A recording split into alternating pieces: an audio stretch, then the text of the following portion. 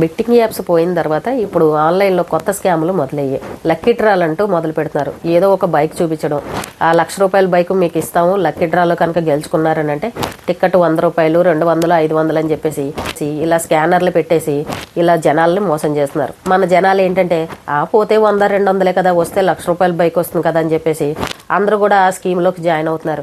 కానీ ఆ lucky draw తీసినప్పుడు అందులో మన పేరు వస్తుందా చెప్పండి?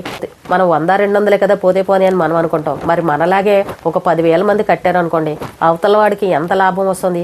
దాన్ని ఎవరైనా ఆలోచిస్తున్నారా? అందరూ చదువుకున్న వాళ్ళు అయ్యుండి కూడా ఇలా పప్పులో కాలేస్తూ ఉంటారు. అది కూడా పెద్ద స్కామ్ అనమాట. మనలాంటి వాళ్ళకి రాదు, అందులో ఉన్న వాళ్ళకే ఆ బైక్ వస్తుంది. ₹100 కదా అని చెప్పేసి మీరు కట్టారు అని అంటే వాడు కోటీశ్వరుడు అవుతాడు, మనం బిచ్చగాళ్ళం అవుతాం. ఎవడు కూడా మనకి ఏది ఊరికనే ఇవ్వరు. కడుపు నిండా అన్నం అయితే ఫ్రీగా పెడతారేమో కానీ బైకులు, ఫ్రిడ్జ్లు, టీవీలు ఇలాంటివి ఎందుకు ఇస్తారు చెప్పండి? అందరూ తెలివిగా ఆలోచించండి, మీ డబ్బును మాత్రం పోగొట్టుకోకండి.